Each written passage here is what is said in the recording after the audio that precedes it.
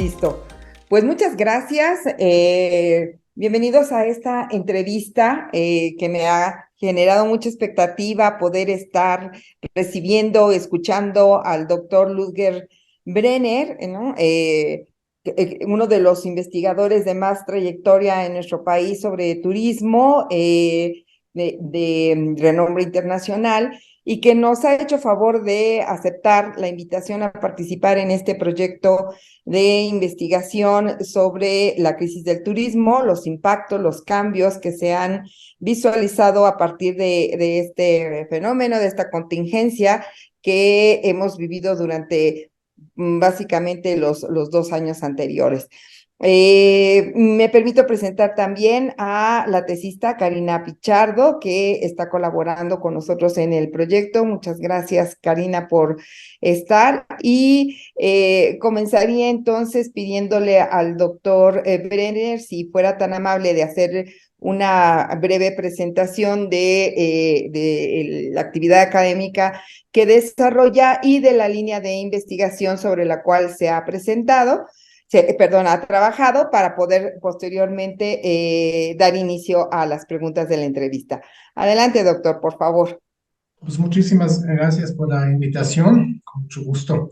Me voy a presentar brevemente. Bueno, trabajo en la Universidad Autónoma Metropolitana, en la UAM Iztapalapa, desde 2008 y me dedico a la geografía como disciplina, pero en particular la geografía de turismo y dentro de las investigaciones turísticas que pues, sí estoy desarrollando, me interesa sobre todo el ecoturismo o la gestión de turismo en áreas naturales protegidas. Entonces, por ahí van mis publicaciones y también parte de mi docencia.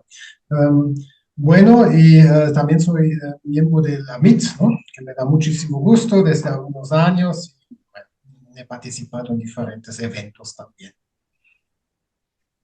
Gracias, muy amable, doctor Brenner. Doy paso entonces a la primera pregunta. Desde su perspectiva, ¿cuáles han sido los impactos más significativos que ha tenido el turismo en México a causa de la pandemia por COVID-19? Bueno, yo pienso que podemos hablar de una reducción drástica, pero finalmente temporal de la actividad turística. Si lo vemos desde el punto de vista histórico, las actividades turísticas, si lo medimos en llegadas internacionales, en movimientos aéreos, siempre ha tenido sus bajones de vez en cuando, ¿no? Estamos hablando tal vez de las crisis de 2001, ¿no? El 9/11 o de algunas crisis económicas como 2009, por ejemplo, pero claro, el COVID es mucho más notable, una baja muy significativa, pero es interesante también observar la rápida recuperación de la actividad turística. Si mal no entiendo, ya estamos al 90-95% de la actividad pre-COVID, entonces es cuestión de unos meses para que estemos al 100% de las actividades. Entonces, el turismo se ha mostrado bastante resistente, si lo vemos por lo menos a mediano o largo plazo. Claro, a corto plazo fue muy drástico, pero se ha recuperado bastante. Pero sin embargo, yo creo que esta crisis de COVID, a pesar de su rápida recuperación, ha agudizado o impulsado por lo menos tres o cuatro tendencias generales. Estoy hablando más de cuatro tendencias globales que ya hemos observado antes, pero lo ha agudizado, ha acelerado, si queremos ver así. La primera sería una digitalización, entonces, de lo que podríamos llamar el quehacer turístico. Claro, vimos antecedentes, ha empezado antes. Esta mega tendencia inicia también con la planeación de viaje, ¿no? Y la organización de viaje. Eh, yo creo que ya tenemos todos nuestra agencia de viaje en nuestra computadora, un tablet o incluso el celular y podemos organizar todos los elementos, aspectos de un viaje. Ya no necesitamos agencias de viaje en realidad, menos con una mayor experiencia en el consumo turístico, en el viaje.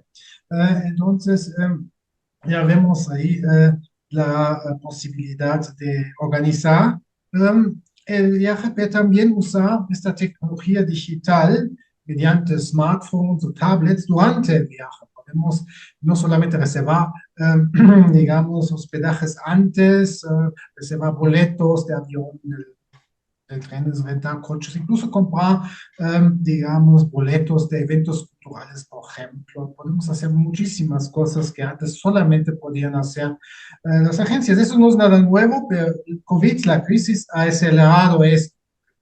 Cada vez más lo usamos porque el COVID nos ha obligado de, bueno, de usar estas tecnologías. Los profesores universitarios, profesoras, lo sabemos muy bien. De repente, ya, hay que digitalizarse. Y esto también, este aprendizaje se va a usar en el ámbito turístico. Entonces ya veo, por un lado, desaparecer ciertos tipos de prestadores. Claro, las agencias de viajes son los primeros, pero también pueden ser operadoras turísticas en parte que se vuelven obsoletos, porque los consumidores lo podemos. Si observo en México, en el país de origen, Alemania, veo cada vez más gente en agencias, o veo menos agencias, y los que veo, en el caso de Alemania, son gente mayor, ¿no? También más mayor que nosotros, que siguen usando agencias. Esto es una cuestión de años hasta que desaparezcan. Por otro lado, veo también una mayor presencia de ciertas plataformas comparativas, como por ejemplo Airbnb, o plataformas que conjunten, que organicen viajes, y allá vemos allá mayor poder de plataformas como Airbnb, Uber y otras, que van a tener más importancia también, que sustituyen los clásicos operadores. Ya no necesitamos reservar un cuarto de hotel, tenemos la opción de un departamento vía Airbnb. Yo uso cada vez más esto, es más económico, es inmediato, es más cómodo, tiene varias ventajas. Igual que Uber está desplazando las clásicas empresas de taxi, tal vez Airbnb está y otras plataformas desplazando, por lo menos disminuyendo la importancia de las clásicas cadenas de hoteles. También vemos una tendencia en ese contexto hacia algo, si lo queremos ver desde un punto de vista teórico, un cambio hacia el neofordismo, en el sentido de que sí, eran las estructuras de fordismo, de la organización masiva, predecible, controlable, digamos, económica, sí, siguen vigentes, pero se tiene que flexibilizar. Tal vez igual que McDonald's, clásico ejemplo de una empresa fordista, tiene que adaptarse poco a poco a diferencias de gusto de los clientes. Por ejemplo, McDonald's en México pone algunos chiles, en Alemania no ponen chiles, ponen cebollas, en Estados Unidos se adaptan. Entonces, ya, digamos, las empresas sí tienen que adaptarse a esto, digamos, gustos diferentes de los turistas y el uso de plataformas para, digamos, escoger, ensamblar o construir sus viajes a gusto de clientes. Cada vez un turismo más a la carte, por decirlo así. No vamos a comprar paquetes ya predefinidos, donde ya sabemos cuándo volamos, a qué hotel vamos, qué vamos a comer o no comer. Estos viajes estandarizados sí van a seguir existiendo, por supuesto, ya hace Cancún, pero se van a cambiar, van a hacerse más flexibles, ¿no? Entonces podemos escoger cuándo volamos, en qué hotel vamos, si queremos o no queremos algo incluido, alimentos, si reservamos eventos culturales o transportes, todo esto creo que se va a cambiar hacia algo que en la teoría se conoce como neofordismo, que va, digamos, los turistas neofordistas van a cobrar más importancia. El COVID sí ha acelerado, eso veo yo, este proceso.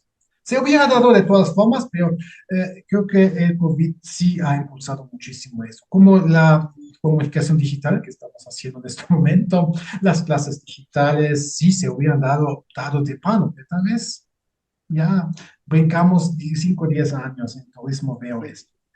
Otra tendencia que veo relacionada con COVID es una tendencia hacia una descentralización espacial o geográfica de las actividades turísticas, vemos una tendencia hacia em, la ampliación de las zonas turísticas. Ya no es un solo destino, sino muchos turistas lo toman base, si ponemos el ejemplo de Cancún, pero no se quedan como antes en este hotel, en la piscina, en la playa, sino usan algo que se llaman add-ons, o sea, hacen excursiones en la región, van a diferentes lugares, usando técnicas digitales o muy espontáneas en los lobbies de los hoteles en Cancún. Se puede reservar en unos segundos diferentes tours, incluso se pueden organizar por cuenta propia y se visitan, por ejemplo, áreas naturales protegidas. Siancán es un ejemplo, Chichén Itzá es otro.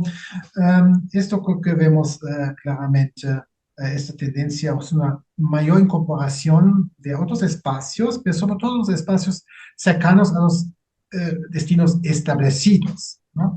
Esta nueva flexibilidad velo. Y también las tendencias de buscar lo auténtico, no turístico. La gente sale de Cancún para ver, visitar el México real, en el caso de los extranjeros. Es un extranjero que es muy importante, que realmente buscan salir de esta burbuja turística y buscando algo. Y el COVID sí ha acelerado esta tendencia hacia algo menos masivo, pero usando al mismo tiempo las estructuras masivas del turismo. Parece una contradicción, pero tiene una lógica. Y el regreso a la naturaleza, como lo diría Daniel, ¿no? En una de sus publicaciones, me parece muy interesante, que buscan destinos más naturales, pero usando las estructuras fordistas de turismo, como los hoteles de Cancún, las líneas aéreas, pero allá van a áreas naturales protegidas cercanos, como Cozumel, que está muy cerca, Siancán y otras áreas protegidas, por ejemplo, allá cerca de Cancún. También veo otra tendencia que ha acelerado la crisis de COVID, que sí se ha dado antes, pero se ha acelerado mediante esta pandemia, es la complejidad de los tipos de visitantes. Yo veo una estructura de segmentos de turismo más compleja que antes de la pandemia. Cada vez surgen más nuevos segmentos y más diversos de turismo. Desde mi punto de vista, tiene muy poco sentido distinguir entre turistas extranjeros y nacionales o mexicanos. ¿Qué quiere decir esto? No mucho en realidad, sino existen formas de turistas muy diferentes, con diferentes gustos, formas de viajar, diferentes presupuestos, pero no solamente es el presupuesto económico, ¿no? Son también el grado de experiencia y también cambiamos al año la forma de visitar. No existe el clásico visitante que busca paquetes estandarizados toda su vida y todos los años, todas las vacaciones, sino lo cambia por otras formas de vacaciones, ¿no? Podemos hacer en un año un viaje de 8 días a Cancún, todo incluido, y luego nos rentamos un coche y viajamos solos por Baja California, y también podemos usar un poco de turismo cultural un fin de semana en Guanajuato, por ejemplo, ¿no? Entonces, esto sí se va a dar. Y por último, digamos, veo otra tendencia que ha acelerado la crisis de COVID, que es la tendencia hacia los lugares seguros, o en inglés se usa el término safe havens, donde el visitante percibe algún tipo de seguridad que puede ser, digamos, frente a, digamos, problemas sociales como la delincuencia, pero también frente a amenazas por lo menos percibidas de salud, ¿no? Bueno, está más seguro, pero también, digamos, un lugar seguro frente a algún tipo de molestias percibidas, que veo menos en México, pero en los países árabes, en algunos lugares, como ejemplo la India, mucha gente ya no aguanta, entre comillas, y la vida cotidiana con mucho estrés, muchas ofertas, gente que se acerca y buscan lugares donde se sienten más seguros. El COVID también ha acelerado esto y los prestadores de servicios están adaptando a estas tendencias de buscar lugares seguros. No solamente pienso en pandemias, peligro de contagio, también posibilidades de seguridad mental, ¿no? De relajarse realmente y seguridad frente a amenazas concretas como engaños. No pienso asaltos violentos, lo veo poco probable, pero digamos, bueno, frente a la necesidad de estar atento todo el tiempo, ¿no? Que también necesitamos. Esto veo, en pocas palabras, el COVID ha acelerado, ha impulsado estas tendencias, pero existían antes de COVID, ¿no? Es un catalizador de ciertas tendencias para. Ya, pues, muy interesante todo esto que nos comentas, doctor. Yo quisiera detenerme en dos aspectos a manera de conversación, de pedir tu opinión particular sobre dos aspectos en relación a lo que has señalado. Lo primero es esta complejidad de segmentos, efectivamente, todas estas nuevas alternativas que se están configurando de tipologías de turismo. Eh, en mi opinión, está influyendo esta diferencia generacional, ¿no? Como tú bien lo señalabas, vamos a seguir viendo a las agencias de viajes y los itinerarios estructurados, muy particularmente para las generaciones X, ¿no? Para los baby boomers. Sin embargo, los millennials y los centennials vienen con unas prácticas, unos hábitos un comportamiento de viaje diferenciado, ¿no? Y efectivamente los nativos digitales, que aceleran toda esta digitalización en relación a la parte de turismo, pero también estos deseos de la búsqueda de la autenticidad, por ejemplo, que tú comentabas sobre cuál es el México real, ¿no? O este contacto con la naturaleza, inclusive en algunos espacios antes de que se extingan, lo que se llama el turismo de extinción, ¿no? Creo que esto va relacionado precisamente con estos grupos etarios. ¿Cuál es tu opinión al respecto? Pues sí, vemos claramente una mayor complejidad de lo que podemos hacer la demanda turística y esto también tiene implicaciones muy prácticas para la gestión del turismo, ¿no? Entonces hay que adaptar los modelos, estrategias de gestión a nivel empresarial, pero también a nivel comunitario, si se trata de empresas comunitarias, pero también a nivel regional, ¿no? Y preguntarse cuáles son los segmentos que están visitando nuestra zona, cuáles son sus preferencias, sus expectativas, su forma de viajar y, bueno, tomar medidas para satisfacer sus necesidades y para poder gestionarlos también geográficamente. Soy geógrafo de formación, entonces hay que canalizar diferentes segmentos a diferentes partes del espacio, puntos, ¿no?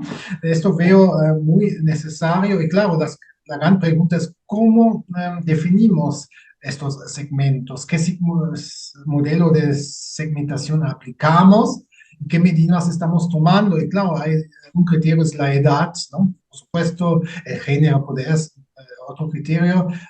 También el nivel educativo, sí, claro, es diferente. El presupuesto, nacionalidad, en mi opinión, es un criterio mucho más débil, porque hay muchos diferentes segmentos dentro de una nacionalidad. Entonces es un gran reto para el turismo. Y el COVID sí lo ha vuelto más complejo aún, ¿no? Incluso va a haber segmentos con más ganas de aventura, ¿no? De lanzarse, en este Sí. caso a México real, y de tomar un autobús por su cuenta o de rentarse un coche y lanzarse, buscar su hospedaje, pero otros no lo van a hacer, quieren más, pero hay un intermedio que quiere un riesgo calculable, ¿no? Un poquito de salir de la burbuja turística para avanzar, pero luego regresar, ¿no? En la noche mejor regreso a mi cuarto de hotel en Cancún o en Puerto Vallarta, pero en el día me puedo salir un poco de eso, ¿no?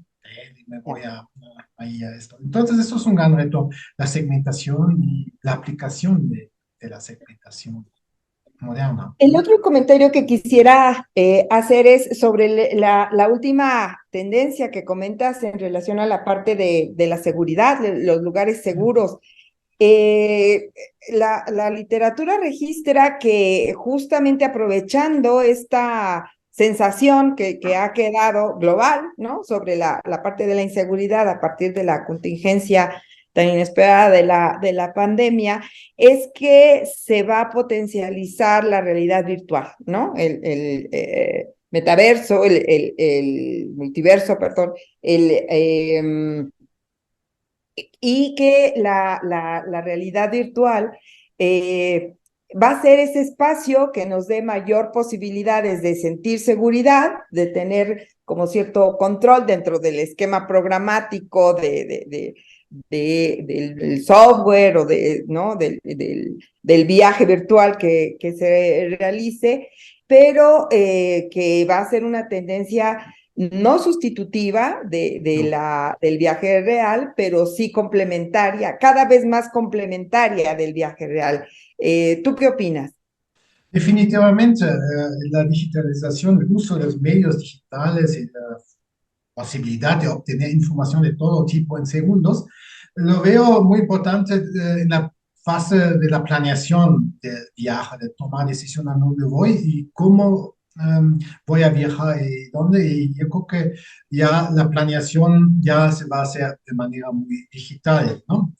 Digamos, reservando, planeando, viendo videos y viendo videos de los famosos YouTubers, ¿no? En Ujú. México es muy famoso Luisito Comunica, los conocemos, y hace muchos videos de sobre sus viajes, ¿no? Cómo viaja, y es un Midas, ¿no? Toma Sí. un video y gana millones. Muy admirable esta persona desde mi perspectiva, pero usa mucho, digamos, para planear sus viajes, ¿no? Todo esto.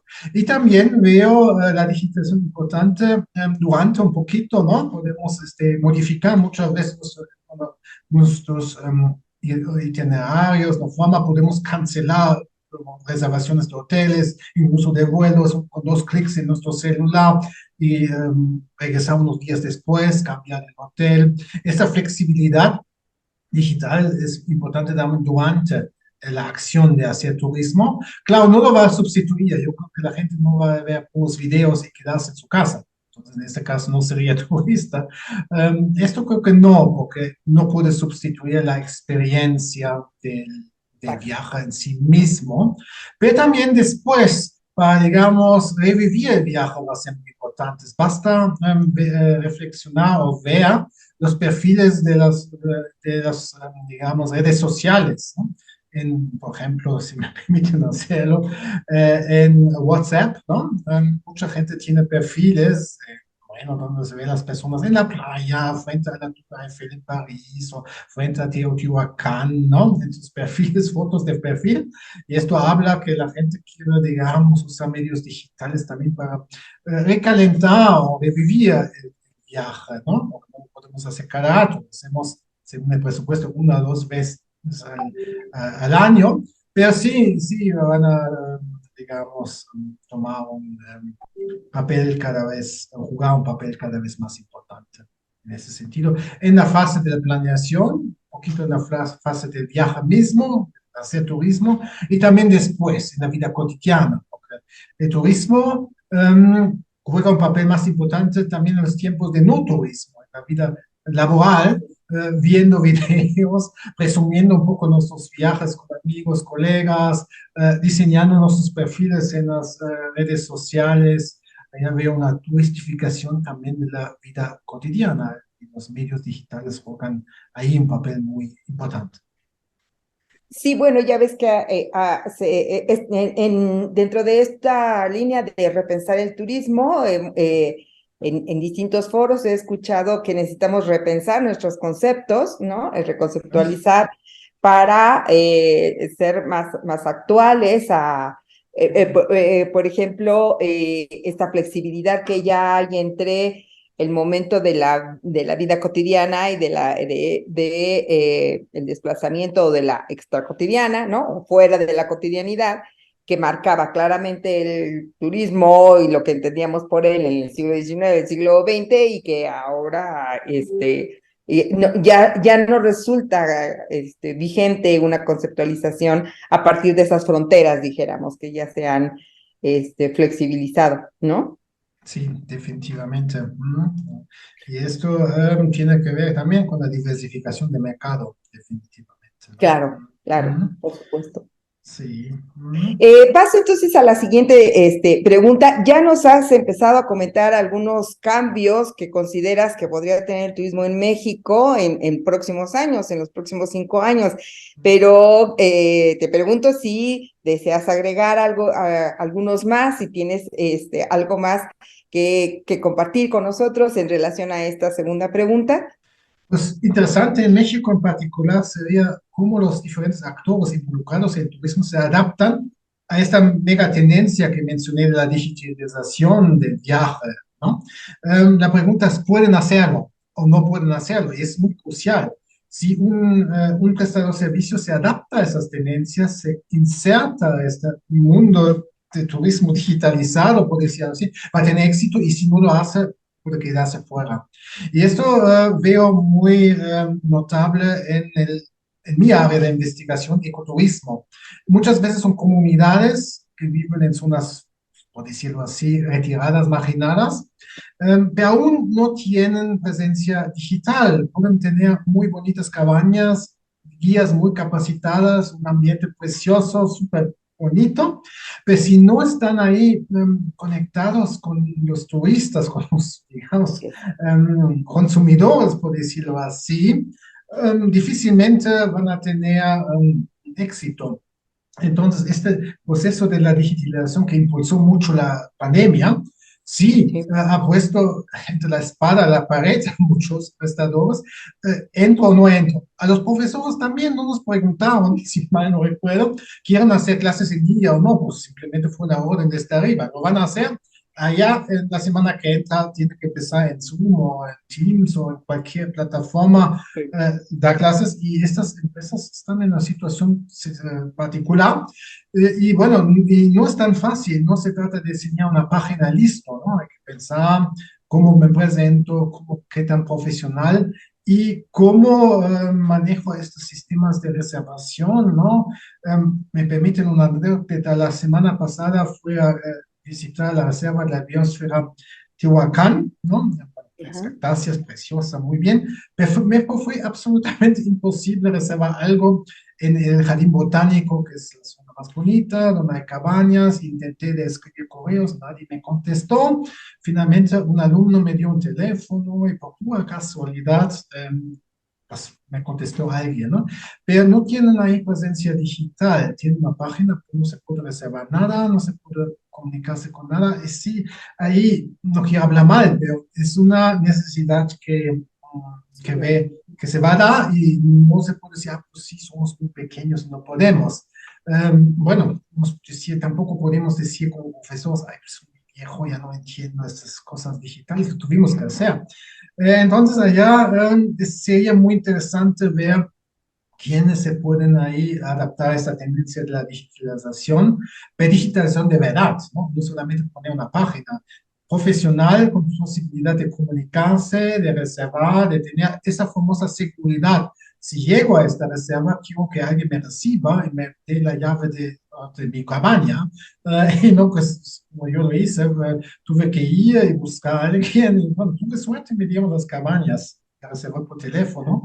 Esta reservación, por ejemplo, por teléfono, como dijimos antes, es cada vez menos, digamos, probable y, digamos, deseada. Y otra también veo que tiene que ver con la segmentación, muchas veces la adaptación a diferentes tipos de segmentos de visitantes, ¿no?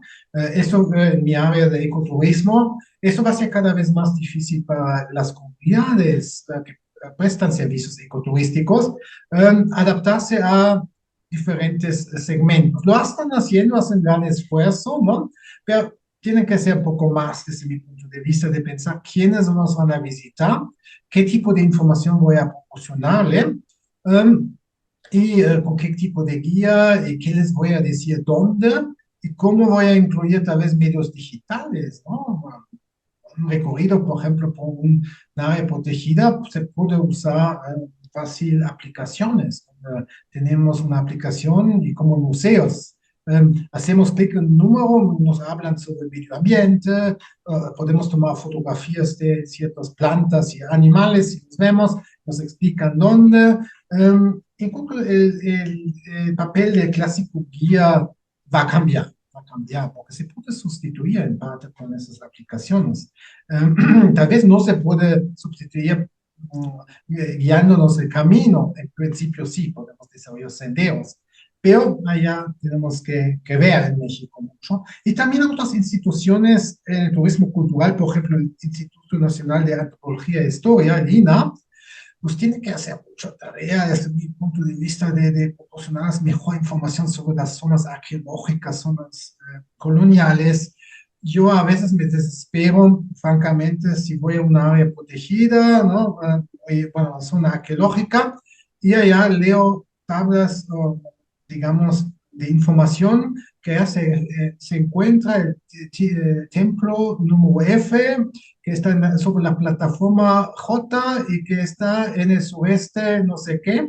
Bueno, díganme por favor cómo es y cómo se imaginan y para qué se veía, cómo sería la vida. Hay muchísimo trabajo allá adaptarse a diferentes segmentos y usando mucho más, muchísimo más los medios digitales. También presentando las zonas arqueológicas. Clásico ejemplo de perspectiva de un arqueólogo que habla con su lenguaje, no es, digamos, actualizado desde mi punto de vista y deberían tener en la INA, por ejemplo, mucho más expertos en el turismo, en la pedagogía, en la educación, digamos, histórica, y abrirse un poco, ¿no? Y no cerrarse, no queremos turistas, es lo que, no sé, es lo que hay, tómalo, déjalo, porque tenemos un monopolio en las zonas arqueológicas, sí, tienen. Pero mejor abrirse, mejor diversificarlo y mejor tomamos medidas, digamos, a tiempo, que siempre reaccionar frente a quejas y Claro. demandas, desde mi punto de vista. Y la descentralización, claro, pues, cómo lo manejamos los espacios. Yo creo que ya no conviene pensar en destinos, sino más bien en regiones. No pensar en Cancún, sino en la zona de influencia de Cancún, a dónde van en un día los turistas y verlo más a nivel regional y no a nivel um, digamos, local nada más, ¿no? Por ejemplo, digamos, en el sector público no hay que pensar nada más en las ciudades, sino también en las regiones alrededor, y cómo conectan atractivos o destinos allá o cerca de. Yo creo que también es importante, y en el turismo cultural lo vemos esta tendencia, pero también en el ecoturismo. Y yo creo que muchas personas también quieren salir de la burbuja turística, ya lo mencioné, y planearlo. ¿A dónde puedes ir para salir un poco de esto y cómo podemos garantizar planeación y cierto nivel de seguridad?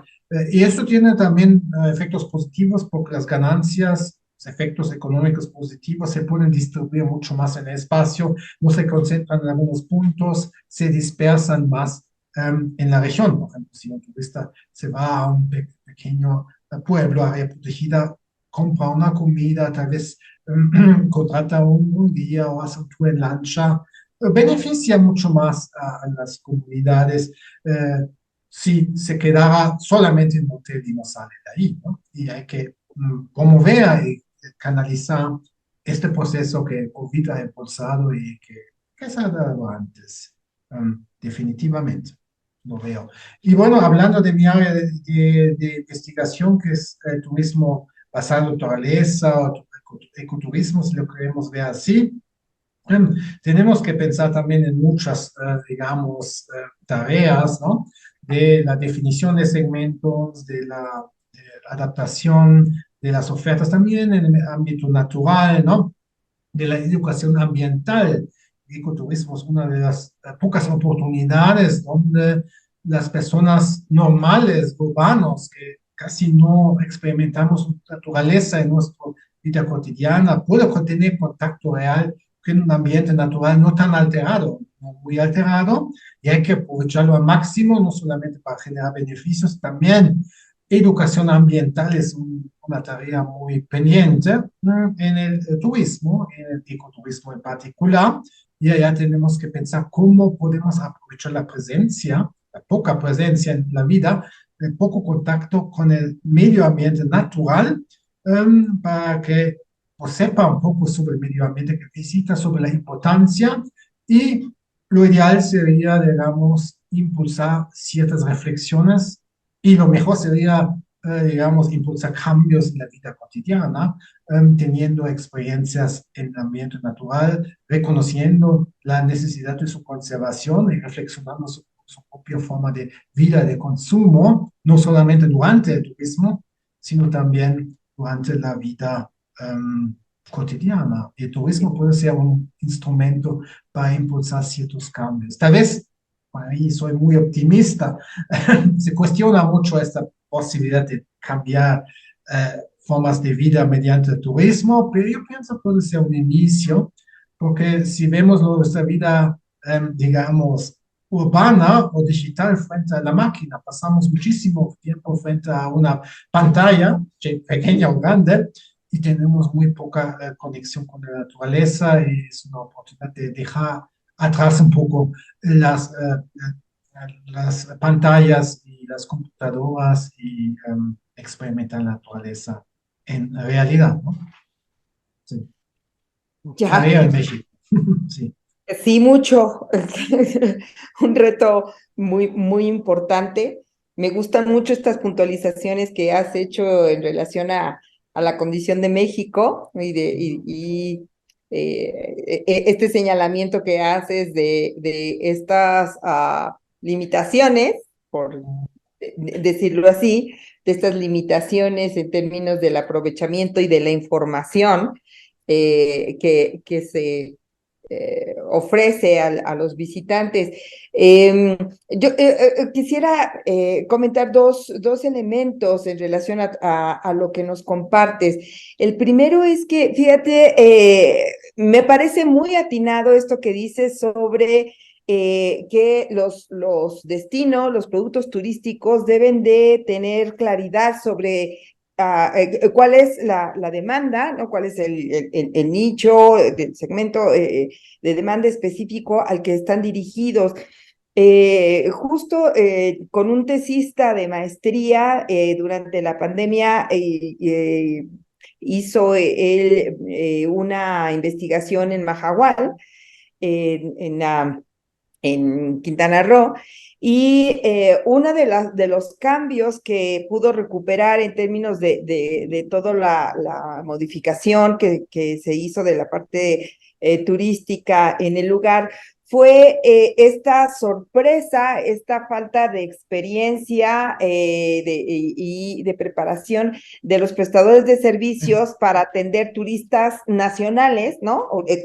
Casi que regionales, muy, muy domésticos, del acostumbrado turista internacional, con un comportamiento y con una serie de prácticas muy diferentes a los que estaban acostumbrados, y que fue una demanda a la que tuvieron que atender porque era la única demanda, ¿no? que tenían en ese momento, y que se dieron cuenta que no estaban preparados para estos cambios. En ese sentido, me parece que es muy pertinente esto que tú dices por lo vertiginoso de las tipologías y de las modalidades de turismo que se están operando de manera muy diversificada. Y el otro elemento es que justo yo quiero insistir, a partir de conocer la dinámica turística, la movilidad, los perfiles, es que necesitamos generar sistemas de información, ¿no? Los observatorios u otras fórmulas para poder identificar estas cambios en las preferencias, en los gustos, en las movilidades de la actividad turística, que me parece que hemos logrado avanzar relativamente poco. O sea, hay esfuerzos, pero son esfuerzos más bien, me parece que locales o en el mejor de los casos estatales, pero no tenemos una convergencia nacional sobre la creación de sistemas de información, y tú sabes que se necesitan ciertas compatibilidades de los sistemas de información para poder cruzar y hacer análisis comparativos de esta información. Y creo que en eso aún tenemos tarea pendiente. Absolutamente. Eso me llevaría casi a la última pregunta, las líneas de investigación. Creo que allá sí hace falta mucho. Depende a qué nivel estamos pensando en segmentación y definición, o identificación, definición de atención a diferentes segmentos. Podemos hacer teoría a nivel nacional. Es muy complejo todo tipo de turista y ya no conviene, digamos, distinguir nada más entre nacionalidades, porque dentro de las nacionalidades hay muchísimas diferencias. Y allá sí, bueno, ese sería el trabajo de la Secretaría de Turismo, tal vez. Pero también a otros niveles, ¿no? A nivel de los destinos mismos, ¿no? Digamos, que llegan también una gran diversidad de segmentos. Hay que identificar primero, ¿no? Con criterios lógicos. Hay dos extremos, ¿no? Demasiado simple la diversificación, por ejemplo, entre extranjeros y nacionales, o como lo hacen algunos sociólogos o antropólogos pensando postmodernistas, cada cabeza es un mundo y no tiene sentido, cada individuo es diferente, pero para la práctica no sirve tampoco ni uno ni otro mucho.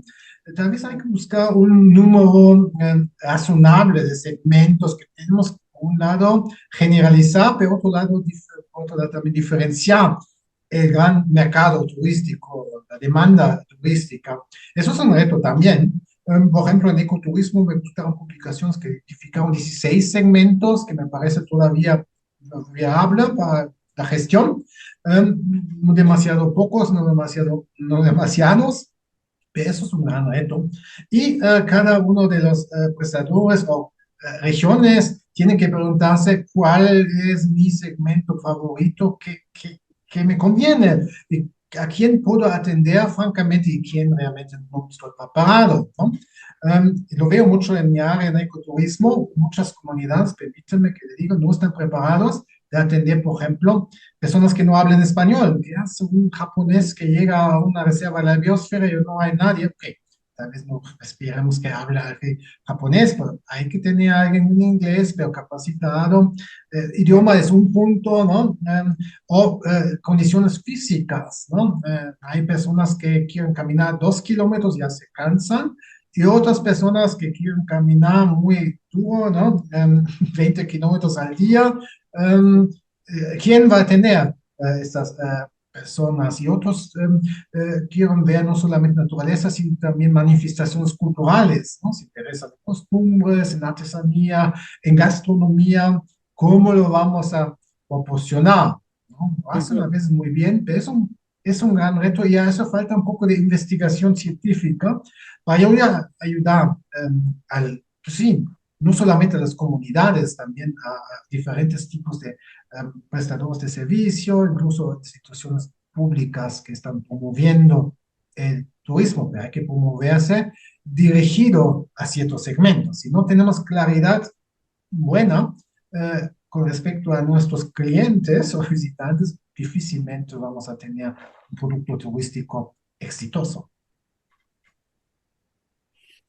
Muy bien, quisieras agregar algo en relación a la tercera pregunta sobre las líneas de investigación. O justo tú le diste entrada ya a la pregunta, pero no sé si quisieras Sí. agregar algo más. Pues otro punto que estamos haciendo, y creo que hay que hacer mucho más, ¿no? Es, digamos, más bien de corte económico. En mi área, estoy hablando de ecoturismo, turismo en áreas naturales, protegidas Sí. por el Estado, comunidades. Muchas veces no tenemos claridad sobre la relevancia económica de turismo, o cuánto realmente genera, para quién, cuánto genera de ingresos, de empleos en áreas naturales protegidas, también en otras, pero yo me centro en este caso a las áreas naturales protegidas porque es mi línea de investigación, pero descarto otras.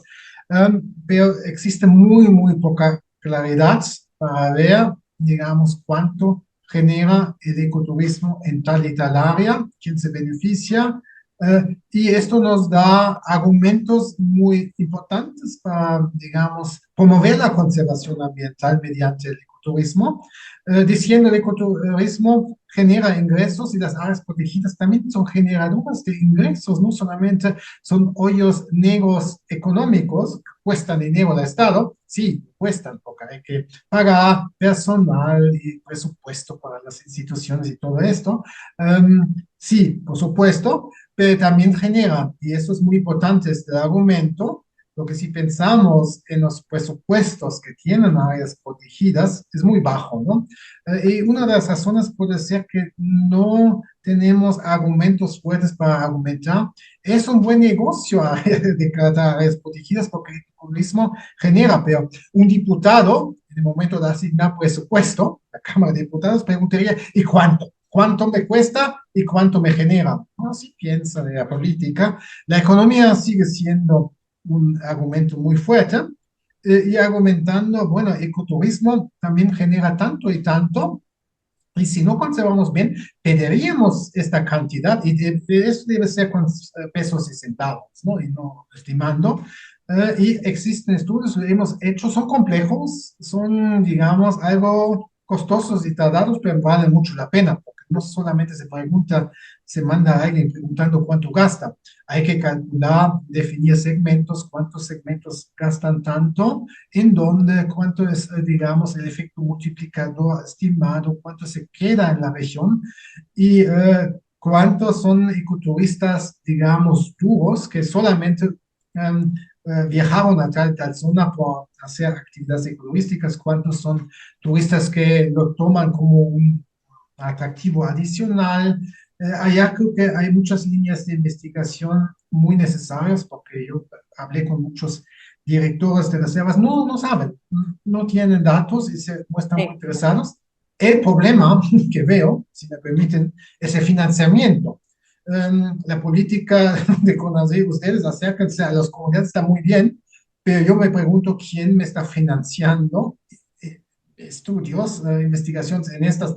Y allá la pregunta sería, bueno, tenemos que buscar fuentes de financiamiento, ¿no? Y no es justo, que a mí me ha pasado que los responsables de la gestión de áreas protegidas, dicen, ustedes búsquense y luego regresen. Pues no, no funciona así. Entiendo que no tienen presupuesto para pagar, es que hay que buscar de manera conjunta fuentes de financiamiento y no solamente dejar esta tarea a los investigadores, ustedes buscan y luego hagan su investigación y luego me presentan los resultados. Sí. Bueno, eso es una posición problemática, por decirlo así, y esto tiene que cambiar. Y las políticas, por ejemplo, de CONACYT también hay que considerar cofinanciamiento en esto y no diciendo ustedes tienen que buscar su presupuesto. Pero vale mucho la pena hacerlo y si vemos costo-beneficio, yo creo que estas investigaciones pueden ser muy útiles para la planeación, la gestión y para argumentar políticamente la conservación ambiental mediante el ecoturismo puede ser un factor de desarrollo local y regional. Y aquí tenemos estos datos con puntos y centavos, ¿no? Con pesos y centavos. Y esos son argumentos políticamente hablando muy importantes. Sí. Mira, coincido contigo en que es un área muy poco explorada, la parte de la claridad económica sobre las áreas naturales protegidas.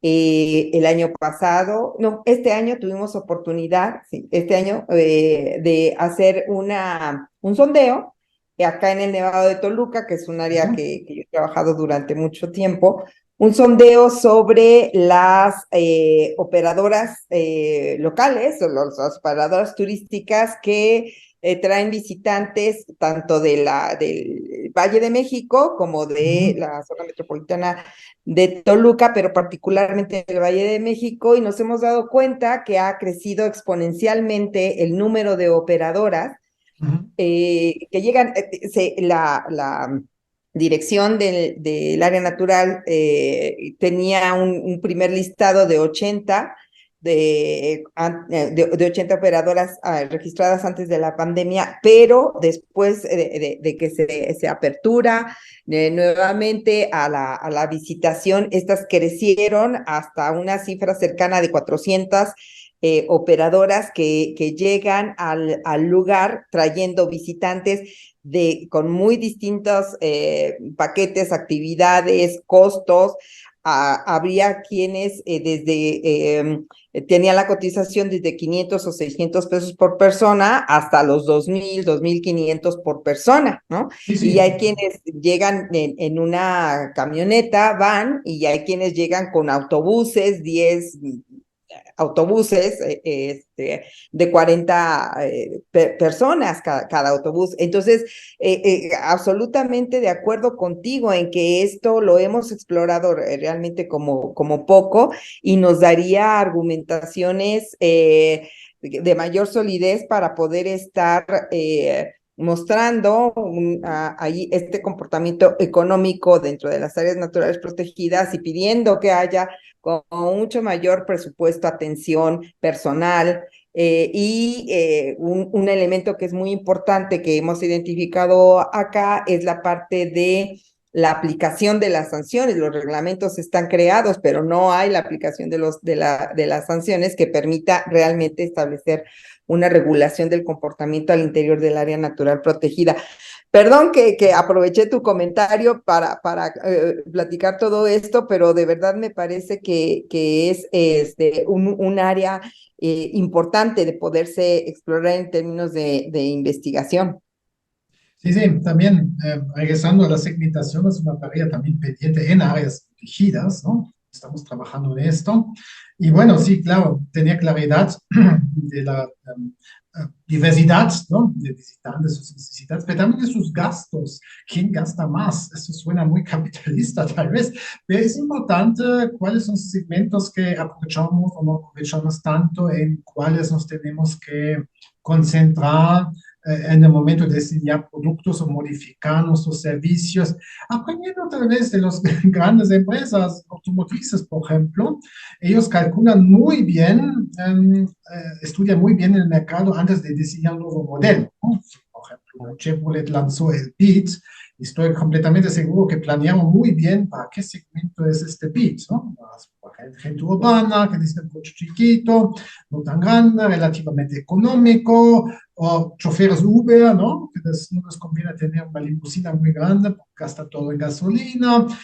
Pensaron mucho. En ecoturismo también hay que pensar mucho más, ¿no? En esto. Lo primero que deberían pensar, realmente, en mi opinión, diseñando cabañas, visitas guiadas, cualquier servicio turístico, ¿a quién voy a vender exactamente este servicio? Se cierran un momento los ojos, ¿a quién vendo esto? Descríbeme a sus clientes. Y si están dudando, algo están haciendo mal, ¿no? Si no saben a quién, y me espero a quién me llegue, no va a funcionar. Y esto creo que es la estrategia equivocada, ¿no? Que se construyen con fomento de ONGs o bien cabañas sin pensar en segmentos, esto muchas veces no funciona muy bien.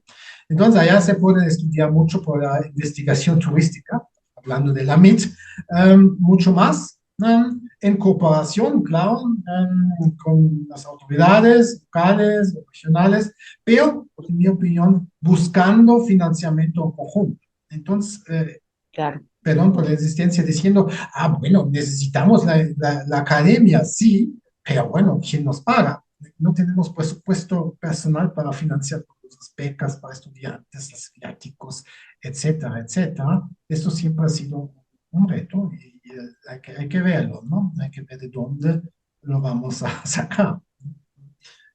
Sí, Eso bueno, podemos hacer. la Fundación Ludger Brenner y la Fundación Maribel Osorio como financiamiento, ¿no? Lo hemos hecho Oh, durante mucho sí, tiempo, ¿no? O sea, sí, efectivamente lo hemos realizado, pero nuestros alcances son limitados. En sí. realidad sí necesitaríamos un capital de mayor envergadura para poder tener mayores alcances precisamente dentro de las investigaciones. Me recordaste ahorita que decías esto de antes de abrir y cerremos los ojos me recordaste mucho lo que decía el doctor Basilio Verduzco, ¿no? Que decía, es que a mí me llama mucho la atención el sector turístico en México porque es el primer sector económico que yo conozco que primero promociona su producto y luego lo crea, ¿no? O sea, y Sí, luego, sí. Sí. no. O más bien, primero se genera una infraestructura, servicios, o se capacitan guías, se construyen cabañas, se construyen comedores, no sé qué, o senderos interpretativos, y luego piensan, ah, ay, caray, ¿para quién lo construimos de verdad? ¿Y para ¿No? quién? Claro. Sí. Y tal vez con el famoso Tren Maya se puede pensar lo mismo. ¿Quiénes van a ser los posibles usuarios de este tren exactamente? Y si el gobierno federal tiene claro esto, bueno, lo dejo como hipótesis, nada más. Eso se va a nivel muy amplio, muy grande, nacional, pero puede ir a la pequeña empresa comunitaria en la reserva del Oeste, en el Parque Nacional X, ¿no? Esos mismos retos que enfrentan y allá se tiene que hacer mucho más estudio en cooperación con diferentes actores, por supuesto, ¿no? Pues muchas gracias, Luger. Karina, no sé si deseas hacer algún comentario. No, estoy totalmente de acuerdo con ambos. Son, me parece que dos líneas las que menciona el doctor muy interesantes y que poco se han investigado. Entonces, pues, muchas gracias, doctor. Pues gracias. Yo creo que la participación de estudiantes en esos tipos de estudios es absolutamente importante. Todos los estudios que hemos hecho y publicado no habíamos podido hacerlo, ¿no? Y tenemos que hacer un esfuerzo de conseguir recursos económicos para financiar también esos estudios, ¿no? No sería justo decir a los estudiantes como usted, Karina, diciendo, bueno, váyanse allá, hagan las encuestas, pero no tengo dinero, ¿no? Sí, no es justo, ¿no? Hay que buscar los fondos para hacerlo y financiar también trabajo de campo y los gastos que generan esos tipos de investigaciones para promover estudios, digamos, empíricos, que son muy importantes para la investigación turística. Luis, muchísimas gracias. Hemos aprendido de estas Bueno, ideas, de estas reflexiones que nos has compartido. Coincidimos mucho en lo que has comentado y seguramente pues nuestra comunidad académica de la MIDE espero que también se nutra de todo lo que has compartido con nosotros en esta entrevista. Muchas gracias por tu participación y por tu disposición. pues gracias a ustedes por la invitación.